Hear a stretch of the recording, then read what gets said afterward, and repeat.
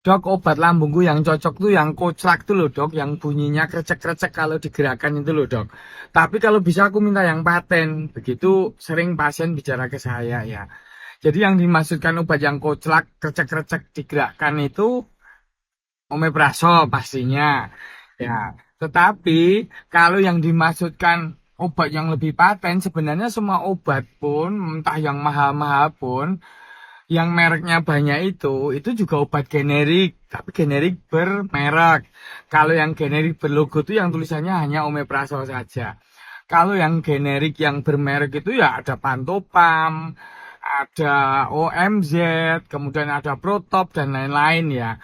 Tetapi itu sebenarnya bukan pencipta asli. Kalau yang namanya paten itu pencipta asli. Itu Losec ya mereknya ya. Itu ada di Swedia dulu dibikinnya tahun 87 sama di Amerika ya. Setelah merek setelah paten hak patennya itu berakhir, misalnya 20 tahun akhirnya boleh pabrik lain itu memproduksinya. Ya, yang generik maupun generik bermerek itu ya khasiatnya hampir sama saja.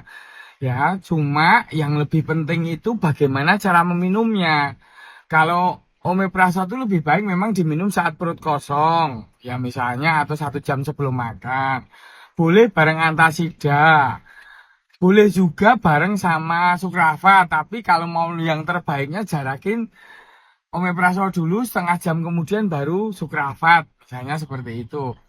Ya, tapi tidak harus diminum rutin harian loh ya. Kalau kambuh saja diminum. Ya, kalaupun memang belum yakin sembuh tuntas, ya mungkin setelah perut nyaman, sehari 2 hari masih minum boleh. Misalnya sekali sehari aja pagi hari. Kan biasanya banyakkan orang minumnya 2 kali ya. Ya, tapi sebenarnya dosis 1 kali sehari untuk pemeliharaan atau untuk maintenance itu boleh, tapi sebaiknya nggak lebih dari 2 minggu ya. Ya, karena akan ada mungkin mengurangi bakteri yang baik di dalam lambung maupun di usus ya. Terus untuk penggunaannya kan ada yang suka susah minum obat akhirnya digerus. Itu nggak boleh digerus karena bentuknya tuh granul. Karena obat itu diserapnya tuh di usus halus. Nah, kalau digerus itu udah agak terganggu dulu kinerjanya di lambung.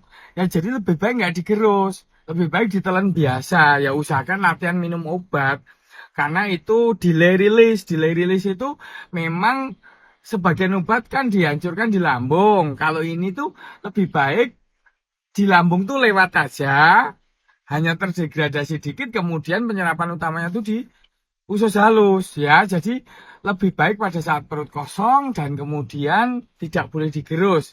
Soalnya sebagian ada yang digerus ya di apotek-apotek ya. Untuk interaksi obat sebenarnya ada baiknya bagi yang minum obat pengencer darah. Misalnya Clopidogrel ya, itu jangan bareng minumnya karena itu mengurangi efektivitas Clopidogrel.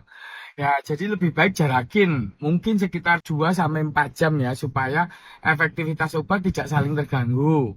Saran saya jangan obsesif minum omeprazol terus, hanya karena takut lambungnya kambuh. Ya, jadi obat itu bekerja memang maksimal itu kisaran 4-5 harian. Tapi kalau sudah bekerja efektif, produksi asam lambungnya sudah teratur lagi dan udah nggak nyeri, ya sebaiknya stop, simpen aja. Jangan kok terus nanti karena takut kambuh terus minum omeprazol tiap hari. Itu tidak baik karena dalam jangka seminggu atau 2 minggu itu produksi asam lambung jadi berkurang kisaran sampai 50 sampai 65%.